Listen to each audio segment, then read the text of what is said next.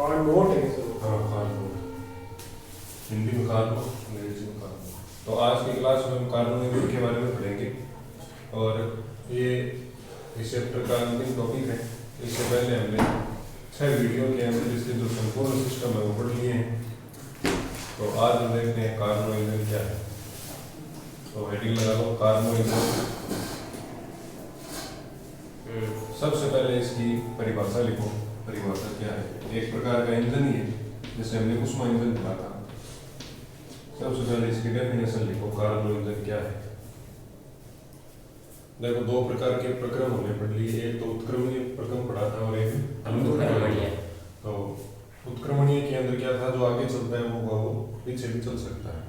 तो सबसे पहली बात, जो कार्बो इंजन है वो किस प्रकार का इंजन है? उत्क्रमणीय प्रकार का एक इंजन है।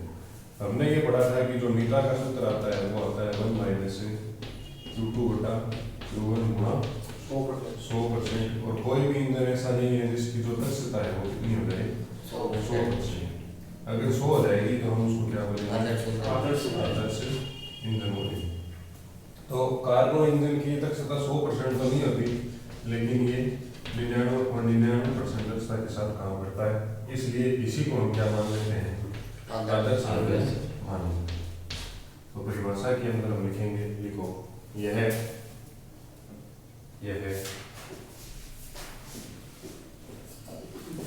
दो नियत तापों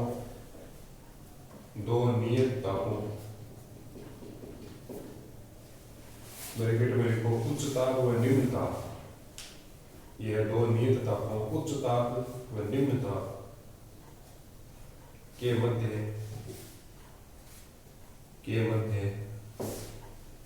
कार्य करने वाला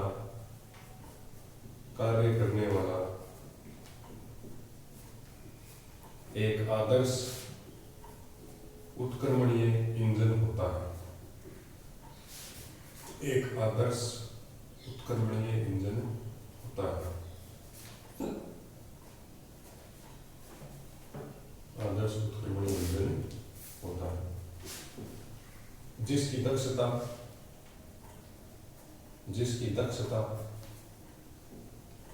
सर्वाधिक होती है। जिसकी दक्षता सर्वाधिक होती है। ओके, अब इसका सिद्धांत लिखो। सिद्धांत क्या है? प्रिंसिपल लिखो इसका। लगभग जितने भी इंजन होते हैं इन सब का एक ही प्रिंसिपल है। इसका प्रिंसिपल ये होता है कि उष्मा ऊर्जा को किस में बदलते हैं? यांत्रिक से के अंदर। ठीक है, तो इसका सिद्धांत लिखो। यह उष्मा ऊर्जा को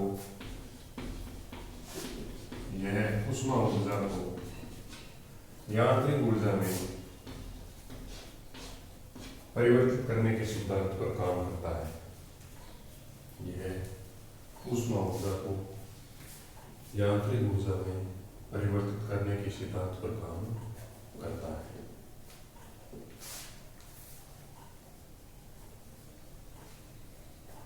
अब इसके 4 भाग हैं। वो 4 भाग बहुत इंपॉर्टेंट है। तो 1 नंबर में पूछेगा परिभाषा लिखो, तो खाली परिभाषा लिखनी है। 1 नंबर में पूछे इसका सिद्धांत लिखो, तो खाली सिद्धांत लिखना है। 1 नंबर में पूछे इसका डायग्राम बनाओ, तो खाली डायग्राम बनाओ। और 4 नंबर का पूछ ले तो समझ लेना कि उसमें परिभाषा भी है, सिद्धांत भी है, चित्र भी है, व्याख्या भी है। ठीक, तो लिखो इसके मुख्य 4 भाग हैं। आगे तेरो लगा क्या? हाँ, इसके मुख्य 4 भाग हैं।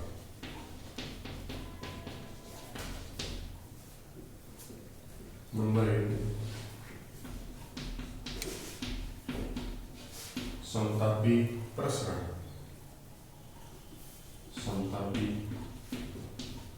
ये पढ़ेंगे पूरा क्या है।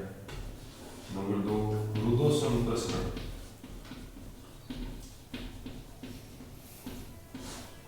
इसे हम कह सकते हैं आइसोथर्मल एक्सपांशन और ये एडियाबैटिक एक्सपांशन। तीसरा समतापी संकुचन और चौथा रुदोषम संकुचन।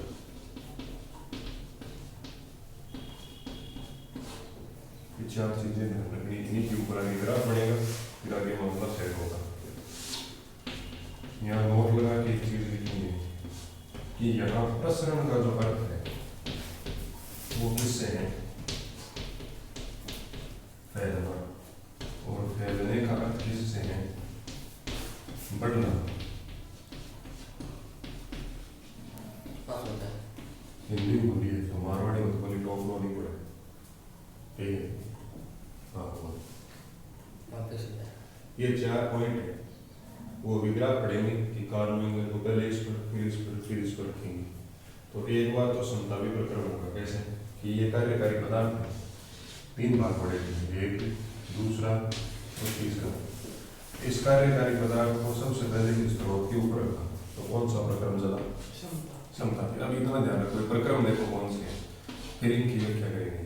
तो यहाँ पे रखेंगे तो कौन सा प्रक्रम, समतापी है।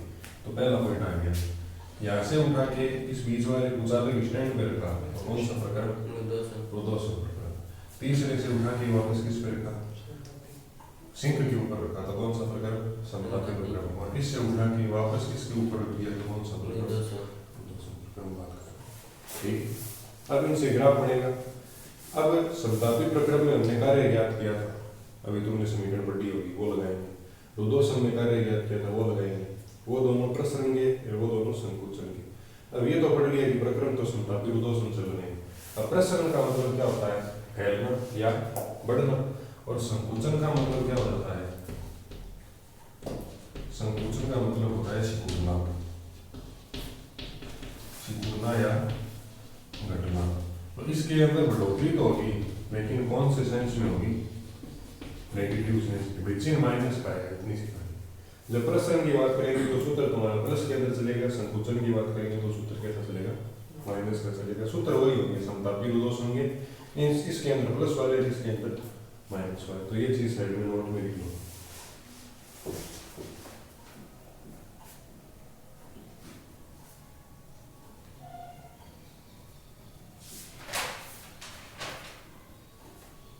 अब ये लिखने के बाद इसका परिपथ चित्र और ग्राफ बनाएंगे। परिपथ चित्र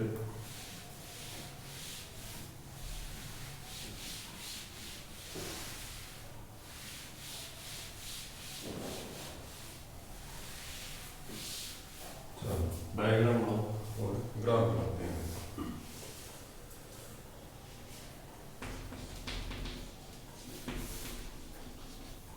डायग्राम के अंदर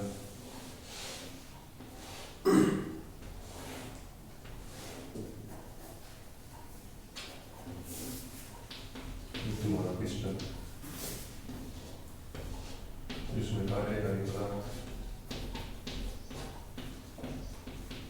जिसे हम फ्यूल कहते हैं, ये बढ़ दिया।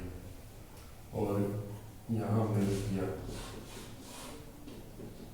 उच्च ताप का स्रोत, जिसका टेम्परेचर है T1। ये यहाँ पर कुचालक और ऊपर वाला सुचालक। यहाँ हमने लिख दिया स्टैंड, कुचालक स्टैंड, इंसुलेटर स्टैंड। ये पूरा कुचालक है।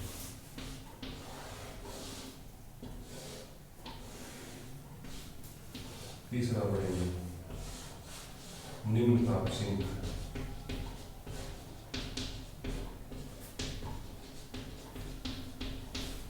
इसमें ऊपर वाले सुचालक और भी मिल रहे हैं कुचालक।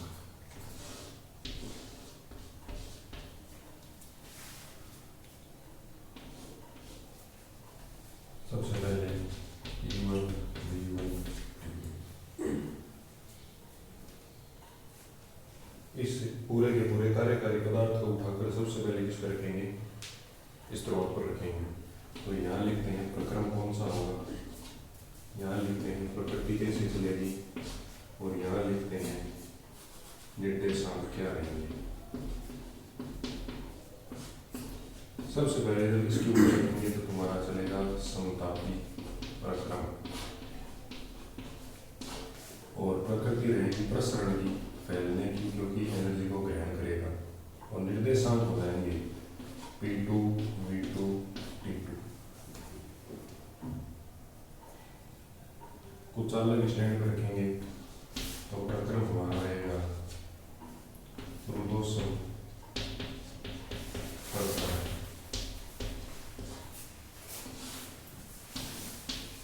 प्रकृति रहेगी प्रसरणी और निर्देशांक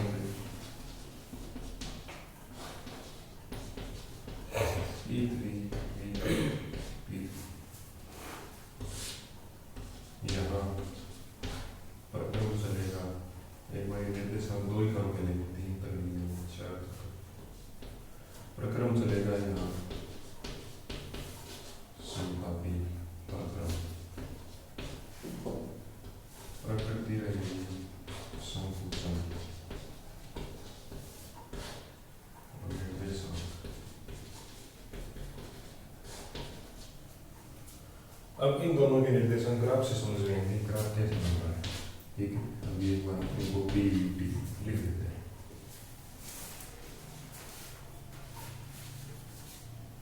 अब देखो होगा क्या, पहले इसको लिख लो।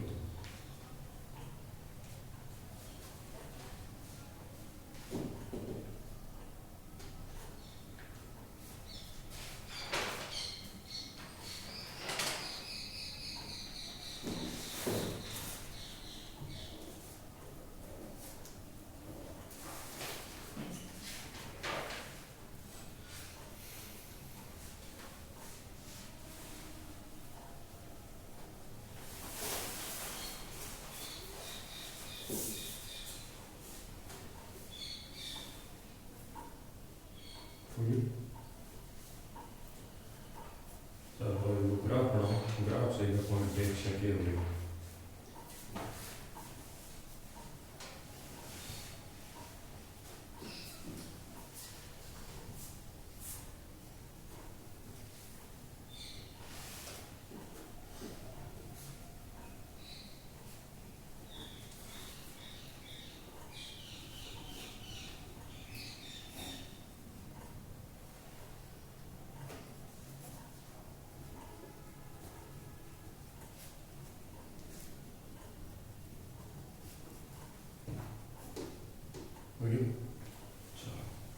देखो ग्राफ बनाओ पहले, ये वक्र बनेगा, ये भी और ये पहले समझ लेना, उसके बाद देखो। सबसे पहले कार्यकारी पदार्थ का दाब कितना था, P1 आयतन V1 टेम्परेचर, तो मान लेते हैं इस बिंदु के ऊपर, जिसको कह दिया ये पॉइंट P1 V1 और T1। इसको उठा के सबसे पहले किस पर रखा, तो यहाँ पे कौन सा प्रक्रम चल रहा है, समतापी। समतापी है, समतापी का मतलब तापमान क्या रहना चाहिए, समान रहेगा। तापमान समान रहेगा, इसके अलावा तुम्हारा प्रेशर और वॉल्यूम दोनों बदल सकते हैं। तो यहाँ तापमान समान होने के कारण जो तापमान यहाँ था वो का वो तापमान क्या रहेगा, क्यों, क्योंकि प्रक्रम कौन सा है, समतापी प्रक्रम में तापमान परिवर्तित नहीं होता। तो देखो दूसरी चीज प्रकृति कैसी है, प्रसरण की। प्रसरण का मतलब फैलाव होगा, फैलेंगे कौन, तुम्हारे प्रेशर और वॉल्यूम फैलेंगे। जब कोई गैस फैलती है तो उसकी P और V का मान क्या होता है, बढ़ता है, कम हो जाता है, फैलने का मान कम हो जाएगा। जब मान ले तो कन्ना किनार भी फैले, एक बार दूर दूर किनार गया तो आयतन ज़्यादा गिर सकते, तो वो आयतन। अब देखो तो ये जो ग्राफ होगा ये इस तरीके से आएगा नीचे, और इस बिंदु के ऊपर आके टूटेगा, इसे कहते हैं B पॉइंट। अब B के ऊपर प्रेशर बदल गया, वॉल्यूम बदल गया, लेकिन तापमान उतना का उतना रहेगा। क्यों, क्योंकि ये जो लाइन है वो किसको बताती है, समतापी प्रसरण को बता रही है। समतापी के अंदर जो तापमान है वो T है, वो चेंज नहीं होता। अब हमने इसको उठा के यहाँ से किसको रखा है, उचालक स्टैंड पर। अब उचालक स्टैंड के अंदर तो प्रेशर भी बदलेगा, वॉल्यूम भी बदलेगा, टेम्परेचर भी बदलेगा। तो अब देखो ये और नीचे। अब दूसरी बात क्या होगा इसके अंदर, प्रेशर मतलब और फैलेगा, और फैलेगा तो ये ग्राफ थोड़ा सा और नीचे चला जाएगा, ये बिंदु आ गया तुम्हारा C। तो इसे हम क्या करेंगे, इसमें हो गया P3 V3 और टेम्परेचर कितना हो गया। तो अब यहाँ से उठा के किस पर रखेंगे, इस तरह से वापस क्या आ गया समतापी, टेम्परेचर तो चेंज नहीं होगा, लेकिन अब की बार क्या हुआ है संकुचन, मतलब अब की बार ये ग्राफ ऊपर की तरफ बढ़ना चालू होगा। तो देखो ऐसे बढ़ेगा, इस बिंदु तक आएगा, और ये बिंदु कौन सा हो गया बी। तो इसके निर्देशांक आ जाएंगे P4 V4 और टेम्परेचर कितना रहेगा 2T। क्योंकि भाई यहाँ पर तो प्रक्रम कौन सा चल रहा है समतापी प्रक्रम, संकुचन हो रहा है, तो इसके अंदर वृद्धि हुई। अब लास्ट के अंदर यहाँ से उठा के और किसके ऊपर रखेंगे वापस उच्च ताप पर। तो ये ग्राफ तुम्हारे पहले वाले प्रक्रम में आ जाएगा। अब ये तुम्हें चक्रीय प्रक्रम जैसे चित्र में दिखाएगा। तो ए से चालू किया था, ए से बी पर गए, बी से सी पर गए, सी से डी पर, और मूल अवस्था में वापस आ गया। तो ये एक तरीके से कौन सा ग्राफ हो गया चक्रीय प्रक्रम हो गया।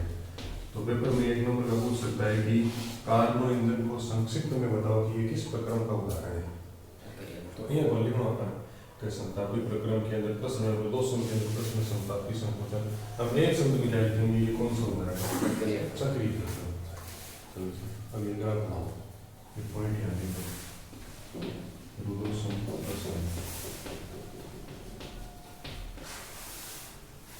ये हमारा समतापी संकुचन, और ये 200 संकुचन।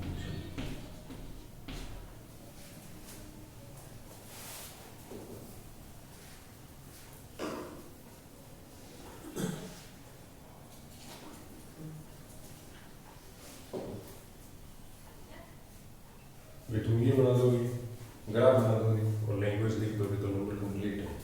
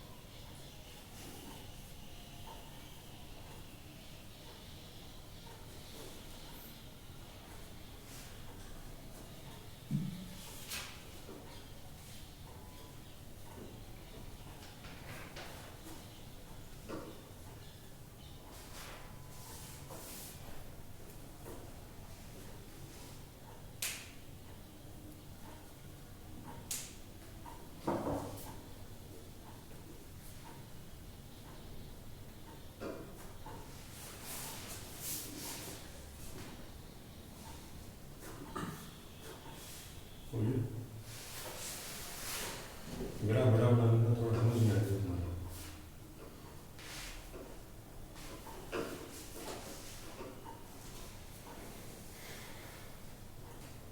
अब लिखो ग्राफ की व्याख्या, पीवी वक्र की व्याख्या। उस ग्राफ को देखना है, पीछे वाली समीकरण याद होनी चाहिए। जैसे समतापी प्रक्रम में ये समीकरण नोट लगा चक्रीय प्रक्रम, हाँ नोट लगा के लिखो ग्राफ के नीचे। यह चक्रीय प्रक्रम का ग्राफ है, अतः कार्नो इंजन चक्रीय प्रक्रम का उदाहरण है। यह चक्रीय प्रक्रम का ग्राफ है, अतः कार्नो इंजन एक चक्रीय प्रक्रम का उदाहरण है।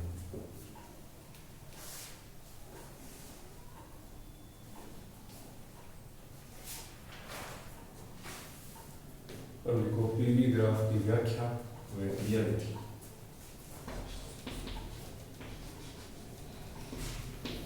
पीवी वक्र की व्याख्या व क्रियाविधि।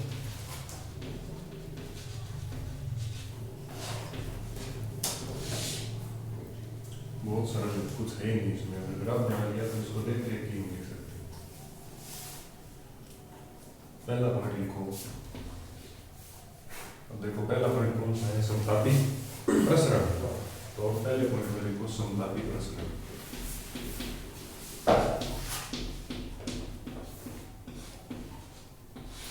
अब ये प्रसरण और संकुचन का हमें असर दिखेगा इन सूत्रों के ऊपर। इसमें लिखो सर्वप्रथम कार्यकारी पदार्थ को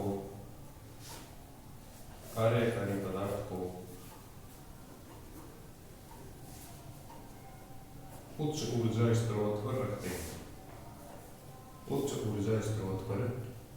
हैं।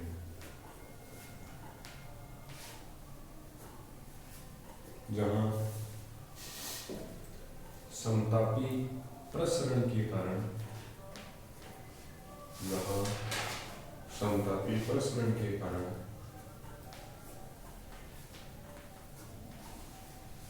कार्यकारी पदार्थ P2V2 T1 अवस्था में आ जाता है। P2V2 T1 अवस्था में आ जाता है। यहाँ समतापी प्रक्रम के कारण तापमान नहीं बदलता।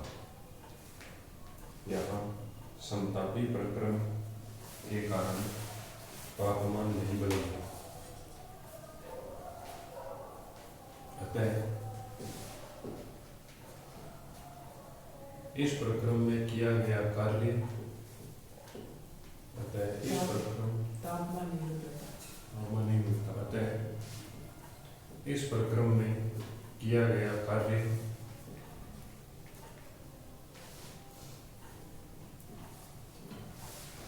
W बराबर nRT log V2 बटा ये हमने सिर्फ किया था भाई।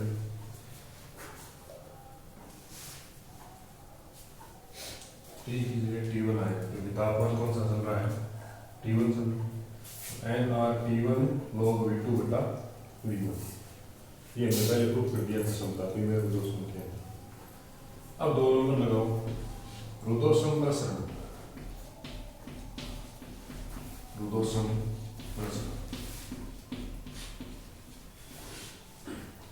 अब उसको कहाँ रखेंगे, उठाकर कुचालक स्टैंड पर।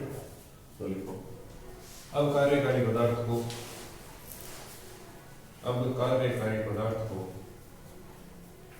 स्रोत से उठाकर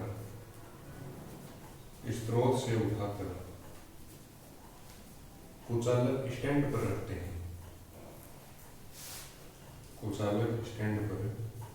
हैं। तो रुद्धोष्म प्रसरण के अंतर्गत यह P3V3 T2 अवस्था में आ जाएगा। P3V3 T2 अवस्था में आ जाएगा।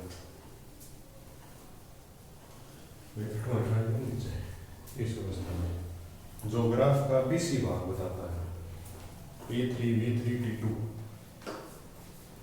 अवस्था में आ जाएगा जो ग्राफ का BC भाग बताता है। इस स्थिति में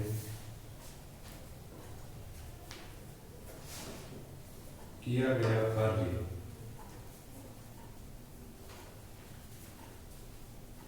W बराबर nR बटे गामा -1 ब्रैकेट में T1 माइनस T2। ये भी हम सिद्ध कर चुके हैं, भाग 4 या 5 के अंदर हमने इसको सिद्ध किया है। इन दोनों सूत्रों को तो आप उनको देखें।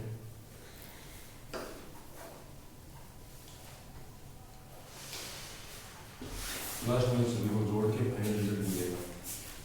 तीसरा पॉइंट लिखो, समतापी संकुचन।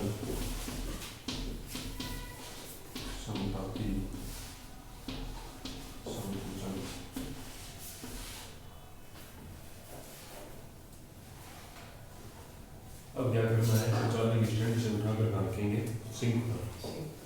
तो लिखो अब कार्यकारी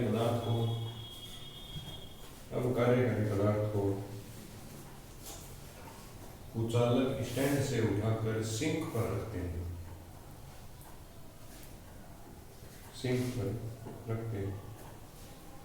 तो समतापी संकुचन होता है। तो समतापी संकुचन होता है।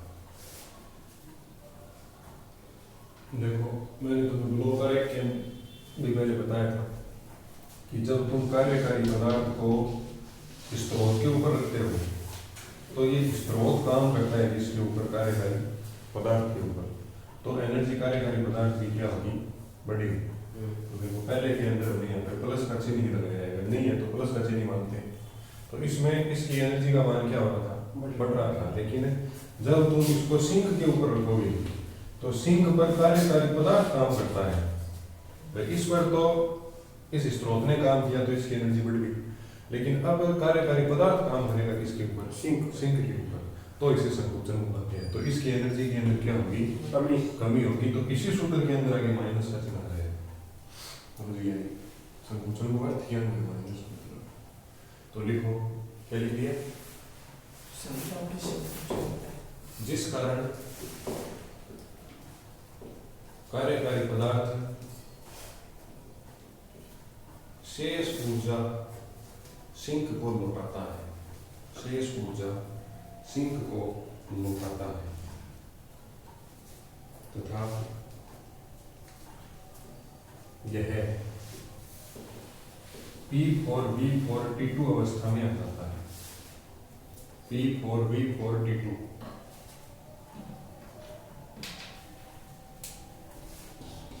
P4 V4 तो किया गया कार्य, तो किया गया कार्य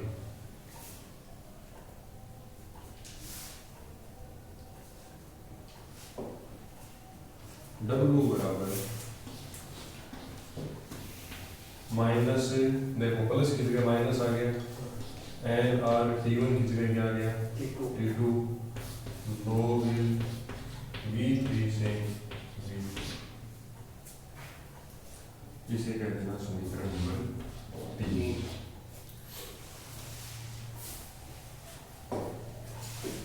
अब चौथा पॉइंट लगाओ, रुदोसम संकुचन।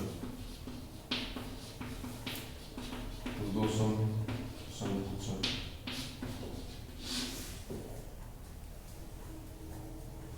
अब अंत में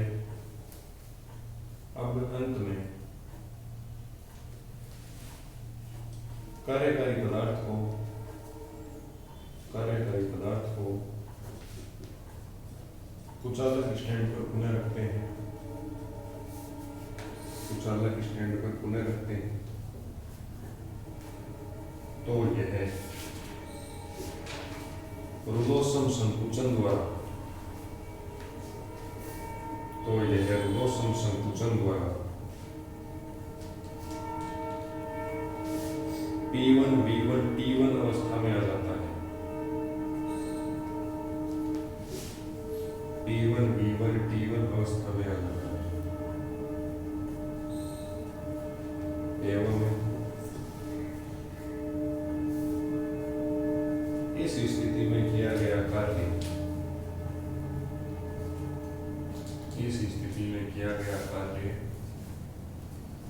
W बराबर, देखो W बराबर ये है ना रुदोसम प्रसरण, तो रुदोसम संकुचन वाले में इसके आगे क्या लगाना है, माइनस लगाना है। तो माइनस का NR गामा -1 और ब्रैकेट में T1 माइनस T2।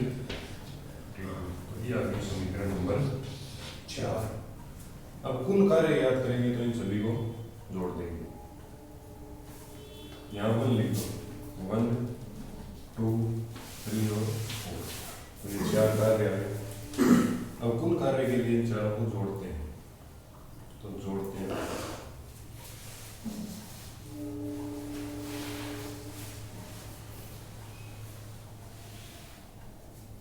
ये काम मैं समीकरण में, तो लिखो कुल कार्य, कुल किया गया कार्य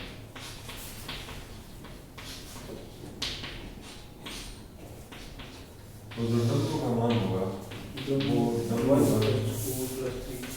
सभी को जोड़ दिया जाएगा। इन सभी के मान समीकरण रखने पर। तो देखो W बराबर आ जाएगा NRT1 और log V2 बटे V1। ये पहली समीकरण हमने रख दी। प्लस से दूसरी समीकरण NR गामा माइनस 1 ब्रैकेट में T1 माइनस T2, ये दूसरी यहाँ पे। तीसरी रखेंगे माइनस का NRT2 log V3 upon V4। चौथी रखेंगे तो माइनस का NR गामा माइनस 1 और यहाँ आएगा T1 माइनस T2। अब देखो भाई लोगों हो रहा क्या है इसके अंदर कि NRT1 log V2 बटा V1 ऐसी कोई पद यहाँ नहीं है, log वाला ही है तो इसके अंदर मल्टीप्लाई में यहाँ T1 है यहाँ क्या है T2 है, तो ये कटेगा नहीं। NR गामा माइनस 1 प्लस का है और ये NR गामा माइनस 1 माइनस का T1 माइनस T2, ये भी T1 माइनस T2, तो ये पूरा का पूरा पद इससे क्या हो जाएगा कैंसिल हो जाएगा। तो हमें क्या मिलेगा W बराबर NRT1 log V2 बटा V1 और माइनस का NRT2 log V3 बटा V1। अब देखो दोनों दो संप्रक्रम ये हैं। सबसे पहले ये देखो V1 V2 V3 V4 ये इन रुदो संप्रक्रम के अंदर आ रहे हैं। रुदो संप्रक्रम दो है हमारे पास, एक तो कौन सा है ये वाला B से C वाला, और एक हमारे पास कौन सा है A से D या D से A है। तो इनके अंदर हमें इनका अनुपात देखना है। इसमें V2 बटा V1 है, इसमें V3 बटा V4 है। तो हम ये देखेंगे कि इसका वॉल्यूम पहले ये इधर वाला ले लेते हैं। इसमें वॉल्यूम कितना है V1 और इसमें कितना है V4। तो हम कह देंगे कि V1 बटा V4, अगर ये बटा ये लिखेंगे तो इधर हमें क्या लिखना पड़ेगा V2 बटा V3। हमें क्या चाहिए V2 बटा V1 और 2 वाले साथ में चाहिए, तो इसको यहाँ भेज दो और इसको दोनों की जगह तो V1 अपॉन V2 और V4 अपॉन V3। तो इसकी जो वैल्यू है हम यहाँ पे पुट कर देंगे, समझिए। तो पहले ये इतना छापो फिर इसके आगे लिखेंगे ग्राफ से, ये यहाँ तक का छाप लो, इसमें लैंग्वेज लिखनी पड़ेगी। ये 100% आएगा तुम्हारे पेपर में कहा।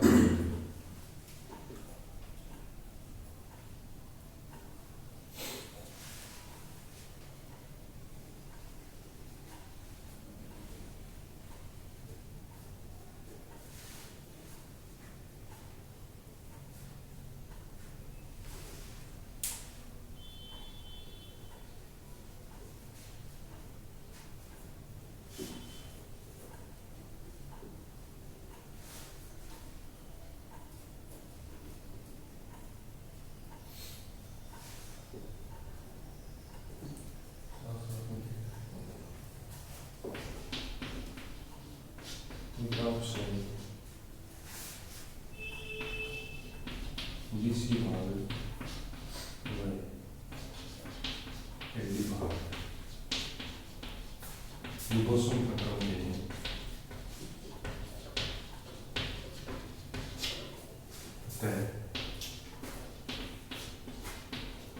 दो संप्रक्रम में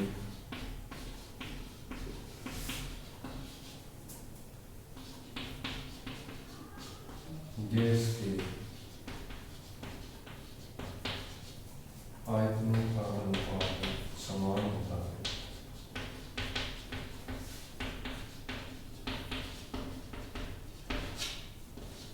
अतः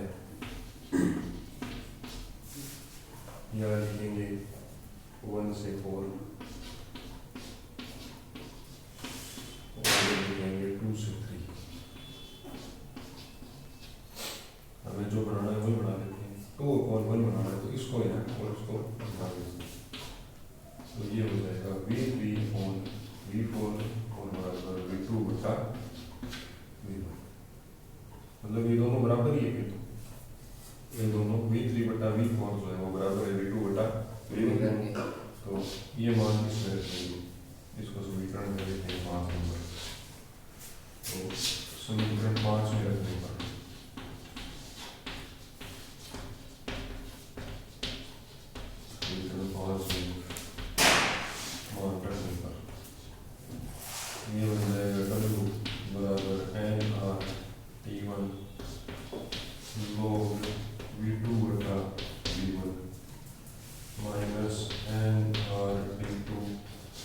V3 बटा V4 की जगह लिख देंगे V2 बटा V1 V2 बटा V1। यहाँ से कॉमन आ जाएगा तुम्हारे पास में log V2 बटा V1 और साथ में NR भी कॉमन आएगा, इसको ऐसे लिख देते हैं NR log V2 बटा V1। और अंदर तुम्हारे पास कॉमन क्या रहेगा T1 माइनस T2, ये इसका फाइनल आंसर है। समीकरण नंबर 6 कर लिखो।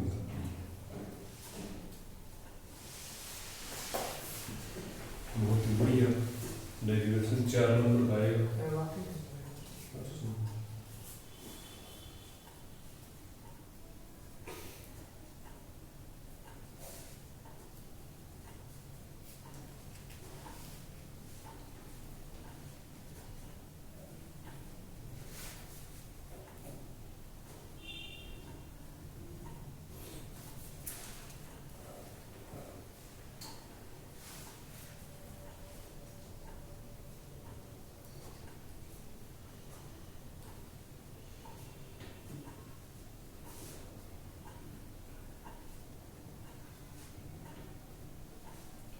अच्छा तो उधर भी अब हम लगाएंगे स्कीम। क्या लगाएंगे?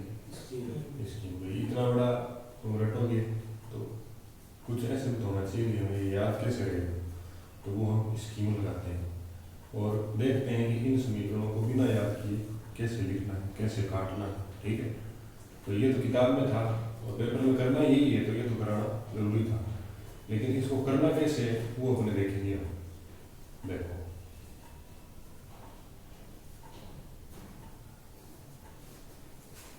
इसको एक छोटी अलग वीडियो के अंदर बनाएंगे।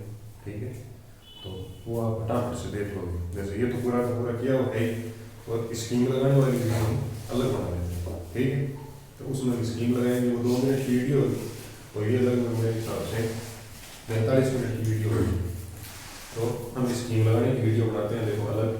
तो आज की वीडियो में इतना रखेंगे, आपका चैप्टर कंप्लीट हो गया है। मन लगाकर इस पार्ट को पढ़े और अगली स्कीम की वीडियो जरूर देखें, उसमें हम बताएंगे कि कार्बन ईंधन को कैसे स्कीम के द्वारा बंद किया जाता है। जय हिंद, जय भारत।